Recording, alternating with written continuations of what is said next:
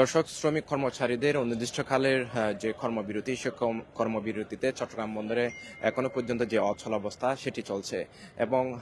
মূলত চট্টগ্রাম বন্দরের যে এনসিটি টার্মিনাল সেটি আরব আমিরাত ভিত্তিক প্রতিষ্ঠান ডিপি ওয়ার্ল্ডকে ইজারা দেওয়ার প্রতিবাদে চট্টগ্রাম বন্দরে যে শ্রমিক কর্মচারীরা রয়েছেন তাদের যে আন্দোলন দীর্ঘদিন ধরে চলছিলেন তার প্রেক্ষিতে এখন যে অনির্দিষ্টকালের কর্মবিরতি সেটি চলছে এবং সেটিকে ঘিরে আমরা দেখেছি আজকে পর্যন্ত চট্টগ্রাম বন্দরে যে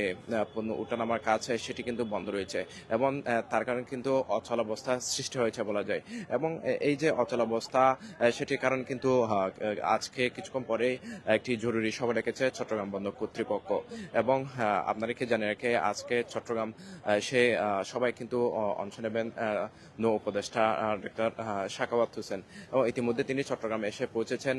চট্টগ্রামে আসার পরে মূলত আমরা এখন রয়েছে চট্টগ্রাম বন্দর যে চট্টগ্রাম বন্দর ভবন রয়েছে সে বন্দর ভবনের সামনে। মূলত এই বন্দর ভবনেই এখানে যে আন্দোলনকারী শ্রমিক কর্মচারী রয়েছেন তাদের সাথে যে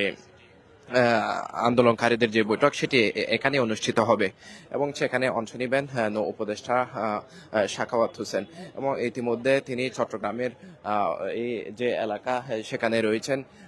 এবং কিছুক্ষণ পরেই তিনি এখানে আসবেন এবং যে সভা সেটিতে অংশ নেবেন এবং আপনাদেরকে জানিয়ে রাখি আজকে সকাল থেকে কিন্তু চট্টগ্রাম বন্দরে নৌ উপদেষ্টার আগমনকে ঘিরে কিন্তু শ্রমিক কর্মচারী এবং আন্দোলনকারী যারা রয়েছেন তাদের মধ্যে একটি উত্তেজনাকর পরিবেশ সৃষ্টি হয়েছিল এবং তার প্রেক্ষিতে এখনো পর্যন্ত যে উত্তেজনা চট্টগ্রাম বন্দরে সেটি চলছে এবং একই পরিস্থিতি কিন্তু জরুরি সভা রেখেছে চট্টগ্রাম বন্দর কর্তৃপক্ষ এবং এই যে চট্টগ্রাম বন্দর কর্তৃপক্ষের যে কনফারেন্স রুম রয়েছে সেই কনফারেন্স রুমে কিন্তু যে বৈঠক সেটি অনুষ্ঠিত হবে এবং এই যে সভা সেখানে কিন্তু বন্দর সংশ্লিষ্ট যে কর্মচারী রয়েছেন তাদের পাশাপাশি আইন শৃঙ্খলা রক্ষাকারী বাহিনী যারা রয়েছেন তাদের প্রতিনিধি এবং শ্রমিক প্রতিনিধিরাও কিন্তু এখানে অংশ নেবেন এবং এই যে জরুরি সভা সেই সভাকে কেন্দ্র করে আপনারা দেখতে পাচ্ছেন চট্টগ্রাম বন্দরের সামনে কিন্তু ব্যাপক নিরাপত্তা ব্যবস্থা জোরদার করা হয়েছে। এখানে পুলিশের পাশাপাশি বিজিবি থেকে শুরু করে নৌবাহিনী এবং সেনাবাহিনীর সদস্যরাও কিন্তু এখানে আইন শৃঙ্খলা পরিস্থিতি নিয়ন্ত্রণে কাজ করছেন এবং কিছুক্ষণ পরেই মূলত নৌ উপদেষ্টা এখানে আসবেন এবং শ্রমিক কর্মচারীদের সাথে বৈঠক করবেন। সেখান থেকে মূলত চট্টগ্রাম বন্দরে যে অচলাবস্থা চলছে প্রায় 5 দিন ধরে সেটির একটি সুরাহা করার মূলত তারা একটি চেষ্টা করবেন এবং বন্দর রক্ষা সংগ্রাম পরিষদের ডাকা এই যে কর্মবিরতি অনির্দিষ্টকালে সেটি চলছে সেটির কারণে বিভিন্ন জেটিতে অবস্থানরত যে জাহাজগুলো রয়েছে সেগুলো কিন্তু পণ্য ওঠানামার যে কাজ সেটা বন্ধ রয়েছে। পাশাপাশি বন্দর থেকে আমদানি করা যে পণ্যের ডেলিভারি কন্টেনার হ্যান্ডলিং থেকে শুরু করে যেটিতে জাহাজ আনা নেওয়া বন্দরের ভেতর পণ্যবাহী যে গাড়ি চলাচল সেগুলো কিন্তু বন্ধ রয়েছে এবং কিছুক্ষণ পরে যে জরুরি সভা অনুষ্ঠিত হবে সেই সভাকে কেন্দ্র করে এখানে যারা অংশ নেবেন তারা কিন্তু একের পর এক আসতে শুরু করেছেন এবং এই বৈঠক ঘিরে কিন্তু এখানে আইন শৃঙ্খলা বাহিনীর সদস্যরাও সতর্ক অবস্থানে রয়েছেন এবং বাড়তি যে নিরাপত্তা ব্যবস্থা সেটি কিন্তু জোরদার করা হয়েছে এবং এখানে যে বন্দর রক্ষা পরিষদের এবং স্কফের যে নেতৃবৃন্দরা রয়েছেন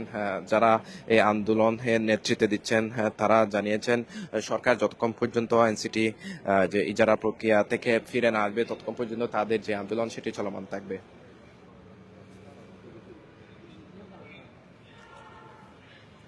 এবং এনসিটি যারা ডিপি ওয়ার্ল্ডকে দেওয়ার সিদ্ধান্তের প্রতিবাদে বন্দর রক্ষা পরিষদ গত শনিবার থেকে সোমবার পর্যন্ত 3 দিন তারা 8 ঘন্টা কর্মবিরতি পালন করে পরবর্তীতে তারা সেখান থেকে সরে এসে 24 ঘন্টার কর্মবিরতির ডাক দিয়েছিল এবং তারপর কিন্তু অনির্দিষ্টকালের জন্য তারা কর্মবিরতি ঘোষণা করে এবং এই কর্মবিরতির কারণে কিন্তু এই চট্টগ্রাম বন্দরে বলা যায় অচলাবস্থা সৃষ্টি হয়েছে এবং এর মধ্যেই গত পরশুদিন কিন্তু এখানে এই যে আন্দোলনকারী যারা রয়েছেন তাদের বেশ কয়েকজন সহ মোট 17 জন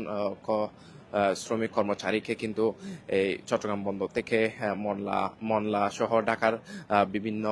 সমুদ্র বন্দর কিন্তু আহ, বদলি করা হয়েছে এবং কর্মবিরতির যে আহ, বদলি তাদের আন্দোলনের সাথে যারা সম্পৃক্ত রয়েছে মূলত তাদেরকে বদলি করা হয়। এর প্রেক্ষিতে এরপরে আরো 15 জন কর্মচারীকে বদলি করা হয়। এবং সে বদলির প্রেক্ষিতে কিন্তু এখানে যারা আন্দোলনকারী রয়েছেন তারা আরো বিক্ষোভে ফেটে পড়েন। তারা তাদের যে বদলি সেটির প্রতিবাদও তারা করছেন। এবং আপনাদেরকে জানিয়ে রেখে আজকে সকালে কিন্তু উপদেষ্টা ডাক্তার দুঃখিত শাখাওয়াত হোসেন তিনি বন্দরের সামনে বন্দর যে 4 নম্বর গেট রয়েছে সেই বন্দরের সামনে এসেছিলেন এবং সকাল 11টা থেকে 11:30টার দিকে এবং সেখানে আন্দোলনরত শ্রমিক কর্মচারী যারা রয়েছেন তাদের তুপের মুখে পড়েন এবং সেখানে বন্দর ভেতর থেকে তিনি বের হওয়ার সময় ফটকের বাইরে আন্দোলনকারীরা বিভিন্ন স্লোগান দিতে থাকেন। এই সময় উপদেষ্টা গাড়ি থেকে নেমে আন্দোলনকারীদের সাথে কথা বলার চেষ্টা করেন এবং তাদেরকে কিছুটা আশ্বাস দিয়ে মূলত উপদেষ্টা সে জায়গাটা ত্যাগ করেন এবং তিনি কিছুক্ষণ পরেই চট্টগ্রাম বন্দর ভবন যেটি রয়েছে সেখানে আসবেন এবং এখানে আন্দোলনকারী শ্রমিক কর্মচারী যারা রয়েছে তাদের সাথে যে বৈঠক এবং চট্টগ্রাম বন্দর কর্তৃপক্ষ সহ একটি জরুরি বৈঠক অনুষ্ঠিত হবে। মূলত এই বৈঠকের পরেই কি সিদ্ধান্ত আসছে, যেহেতু 5 দিন ধরে চলমান যে কর্মবিরতি সে কর্মবিরতিতে কিন্তু অনেকটা অচলাবস্থা সৃষ্টি হয়েছে পুরো চট্টগ্রাম বন্দরে। আমদানি রফতানি প্রক্রিয়াও বন্ধ হয়ে গেছে, যার কারণে কিন্তু দেশের অর্থনীতিতে ব্যাপক একটি প্রভাব পড়বে বলে তারা মনে করছেন। এবং new marine container terminal NCT আরব আমিরাত ভিত্তিক প্রতিষ্ঠান ডিপি ওয়ার্ল্ডের কাছে ইজারা দেওয়ার সরকারি সিদ্ধান্তের প্রতিবাদেই বন্দর রক্ষা সংগ্রাম পরিষদের যে ব্যানার সেটি বন্দর ভবনের সামনেই রয়েছে এবং তারা প্রথম দিন থেকে 8 ঘন্টা কর্মবিরতি পালনের পর মঙ্গলবার থেকে তারা অনির্দিষ্টকালের জন্য যে কর্মবিরতি সেটি পালন করছেন। এবং তাদের সাথে সকালে মূলত উপদেষ্টা তাদেরকে আশ্বাস দিয়েছিলেন যে তাদের সাথে আলোচনা করে একটি সিদ্ধান্তে পৌঁছাবেন এবং তিনি তাদেরকে এটাও অনুরোধ করেছেন যে তারা যে সিদ্ধান্ত দিবে সেটি যাতে তারা মেনে নেয়, সবার যে স্বার্থ রক্ষা করে একটি জরুরি সিদ্ধান্ত নেবেন বলে তারা জানিয়েছেন। এবং একটু পরেই উপদেষ্টা সহ চট্টগ্রাম বন্দর কর্তৃপক্ষ এবং আন্দোলনকারী যে শ্রমিক কর্মচারীরা রয়েছেন তাদের সাথে যে বৈঠক সেটি কিছুক্ষণ পরে অনুষ্ঠিত হবে এবং এই চট্টগ্রাম বন্দর ভবনের অডিটোরিয়াম রুমে কিন্তু সে বৈঠকটা অনুষ্ঠিত হবে এবং বৈঠকের পরে কি সিদ্ধান্ত হয় সেটি আপনাদেরকে নিশ্চয়ই জানিয়ে রাখবো। দর্শক, চট্টগ্রাম বন্দর ভবন থেকে এতটুকুই ছিল আমার কাছে আপাতত খবরাখবর।